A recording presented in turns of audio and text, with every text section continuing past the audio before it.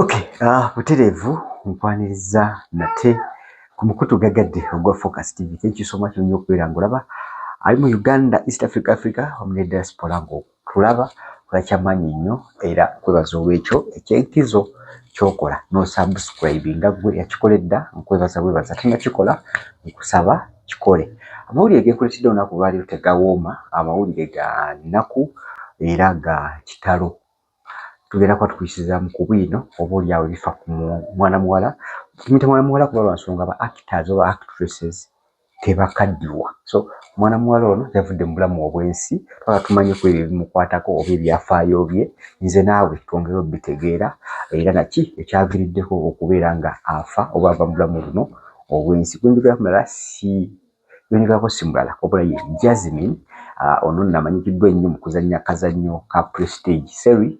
Yazanyibwa nnyo ku Pearl Magic era yasinga okukolera erinnya lye newankubadde emabega w'olyo abadde alina ebintu bingi nnyo byabadde akoze mu ggwanga lyattu Uganda.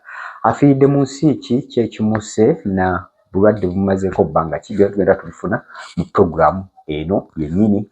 So ng'ate era ne bamu ku baserebu abamaze okulayira okuba ebirayiro byabwe naddala kuva mu kalulu akalondebwa mu January bamaze okukakasibwa okuyingira mu Parliament. Tugenda kumenyerayo kwabo amannya gaabwe na biki ebibadde mu kulayira leero Parliament. Nze adde Ubafosi Muyanja tugenda kukola mu katini tukomewo. Mu bulamu alina ennaku ez'ekijjukizo kati nno Focus TV yange bazze okufuula ennaku zo ez'ebyafaayo, bakwata vidiyo n'okuba ebifaananyi ku mikolo gamba ng'okwanjula, embaga, graduations, okukyala. Bano nno tebakoma okwo, aba Focus Group yange bakuguka mu kutimba, bakola keeki wamu ne juice omuwoomu.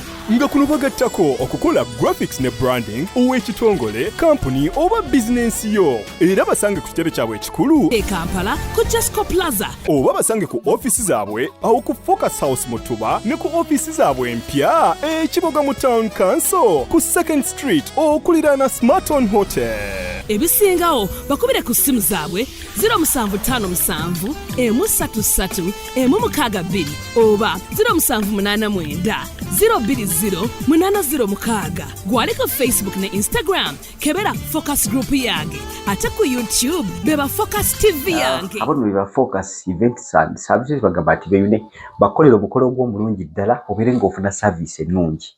Buli wokola n'omukolo gwo wandegezaako ku Focus Event Services bakuwa omukolo omulungi ddala. Olunaku lwaleero njagadde nkuweko ku bwino wamu n'ebyo bikwatagana ku mwana muwala ono gwe bayita Jasmine Samula. Oyo nno linnya lyakozesa mu kuzannya series eya Prestige ku Pearl Magic era abangi bwe bamutegeerera oba abangi bamumanyira. So ng'ate era ye nga ye babega before nga tannagenda awo. Mwana muwala ono yakolanga ku radio emanyikiddwa ennyo gye yakolako ebbanga eddene ya Beat FM. Beat FM yakolanga nnyo n'omukyalo wetala Rebecca Jingo era nga yeyita Mama Kabina. Abasinga erinnya lye baali bamukazaako.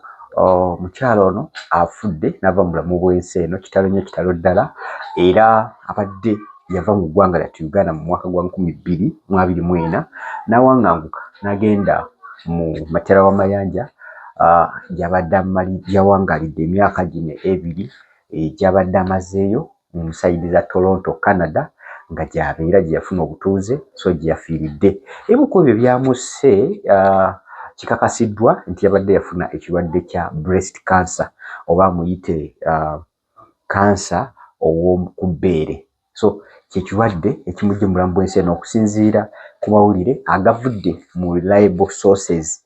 Kitegeeza nti enfa ye tebadde yakibwatukira ng'abamu bwe badde bagamba, ibadde biri ku mitimbagano oba kikakasiddwa nti oboolyawo kansa yamujja mu bulamu bw'ensi eno. Kino kirwadde nno kituttidde abantu bangi nnyo mu nsi muno era abantu bakubiriza abakyala okubeera nga mugenda mu malwaliro ne mukebezebwa. N'abasajja bw'owulira mwinamu enkenyera oba niba tonafuna nkenyera funayo ku kadde ogende ku body check up okukebera ebintu eby'enjawulo ebikuluma. Lwansonga ono oluusi ssente omusanga abadde azirina esobola okubeera nga afuna obujjanjabi obw'enjawulo, but oluusi yagenda okuba nga kizuulibwa nga kansa ali ku stage ey'obulabe ddala, stage 4, okubeera nga ava mu bulamu buno obwensi. Biki bye tuyinza okumanya ku mukyalo ono amanya g'amatuufu ayitibwa Solome. Eryo lye badde yatimanga Sale, eryo ya SALLY yali mu Solome Bwami Mpeke erinnya lye. Elizabeth Solome Bwami Mpeke erinnya lye ttuufu oba emanya g'amatuufu. Kale nno ebyokuziika bye bwe biba bikumaliza okuteekebwateekebwa obulungi agenda kuziikibwa mu sayidi z'Eruweero. Ziroobwe sayidi z'Eruweero abamanyiyo ye wali Bugembe University sayidi zeeyo, era Bugema University yagenda okuba nga sayidi zeeyo aziikibwa mu lwayitawo Ziroobwe. Omukyalo ono gye bamuzaala era gy'agenda okubeera nga aziikibwa ku lunaku olw'anaaba akomyewo okuva mu nsi ya Toronto oba kuva mu nsi y'e Canada okukoma wano. So tusaba era tusabira famire ye, tusabira abooluganda, tusabira ab'emikwano naddala famire ya Nuupu kuba omukyalo ono abadde munnakyukakyuka nnyo era ng'awagira nnyo ebyo bigenda maaso naddala ku ludda olwo olwa Nuupu. So bye bimu ku ebyalo oyo Jasmine ng'obitadde mu mabbali. Leero lunaku lwaleero tufunyeeyoko oboolyawo amawulire ag'enjawulo gava ku Parliament. Abantu bangi balayidde era nga abamu ku abo abalayidde n'ebyo abantu bawadde nnyo amaaso.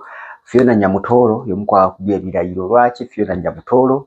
Emabegako awo tujjukire okuva ku President Museveni bwe yalayira, amawulire gazze gatambulira nnyo ku Fiona Nyamutoolo ne Eddie Kenzo. Olwekyo ekyabaawo gye bagamba nti yali AI. Okusinziira ku Eddie Kenzo yakakasa n'agamba yali AI, ekintu kyali kipange bupanzi. So abantu bano bavaayo ne bakakasa nti tebyali bituufu. Kati all the way back kuva ku Lwokubiri amawulire gabadde gabatambulirako nnyo era Eddie Kenzo alabise bulungi ne mukyala we Minisita Nyamutoolo nga bagenda wali okuba ebirayiro. So nakyo kiwedde amaze okulayira.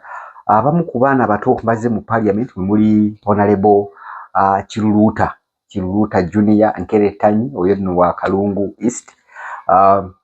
Mulimu Maseruka Robert oyo nno wa Mukono South wa Nuupu naye amaze okuba ebirayiro.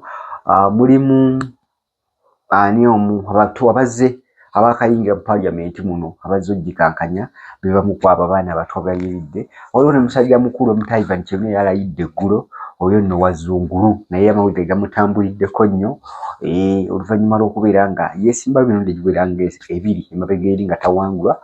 Ogwokusatu n'amaliriza oboolyawo ne bamuwa obwesige n'awangula era n'alayira. Waliwo amawulire agatambula naddala ku sayidi eya politics naddala kwabo abali sayidi z'e Kalangala. Abantu bangi nnyo bazze okuggyayo foomu zaabwe naddala ku kitebe kya Nuupu nga baagala okwesimbawo mu kifo ky'omubaka oba okujuza ekifo ky'omubaka Helen Nakimuli. Ono nno singa mulamu singa abadde wakulayira mu bano abalayidde ku Parliament singa ali ku line-up eyo yemu naye Mukama yamujjuza namujja mu bulamu bw'ensi eno. Nakimuli era ali omu ku abo be bagenda okubeera nga banoonyeza ababaka abadda mu bigere byabwe mu kaseera kano. So embeera weeri esayidi z'e Kavule naddala ku sayidi ya Nuupu lwasonga omubaka yali wa Nuupu newankubadde nga n'emyalo MFDC bonna bali ready okuteekamu ababaka baabwe naye bano bankizo nti ekikufu kyali kyabwe era baba baagala okuba nga bakyeriza nga Nuupu. So byebyo Nuupu ku mulundi guno yafunye ababaka bali 48. So if Nakimuli was there it would be 49 member of Parliament bye babadde bakakasiddwa naye nga embiranyi nnyingi nnyo. Nja kukuwa mu vidiyo ezijja mu maaso awo wakati wa General Muhoozi wamu ne Kabanda. General Muhoozi Kabanda ne Namere. Omanyi Namere ono yavuddeyo nnyo okukakasa ng'ate ali mu kkuba gwe bayita Kabanda ono no spokesperson era General Secretary ow'ekibiina kya ow'emukisinde kye bayita PLU. Eyo story ngenda kubanjikwetera mu maaso awo. Tova ku Focus TV tukomye olunaku lwaleero tujja kuddira mu story zijja endala. Sigala ng'otugobera nze Ade Wilberforce Muyanja nkwebaza okubeera nga otuwadde obwesige bw'onootuwuliriza oba n'otulaba.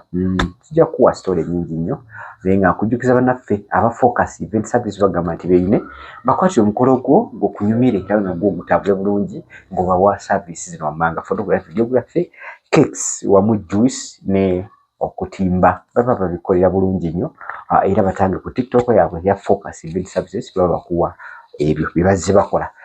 Tukujjukiza bannaffe aba Focus Graphics and Branding bagamba nti beeyune bakolere branding w'ekika kyonna gw'alina business nga weetaaga t-shirt, uniforms, weetaaga corporate business cards, weetaaga corporate IDs, weetaaga stickers, banners, byonna ebigwa mu ttuluba eryo era nabo beekwate babe nga babikuwa. Nze Adde for now. Bye bye. Kusubscribinga ku Focus TV yange bingi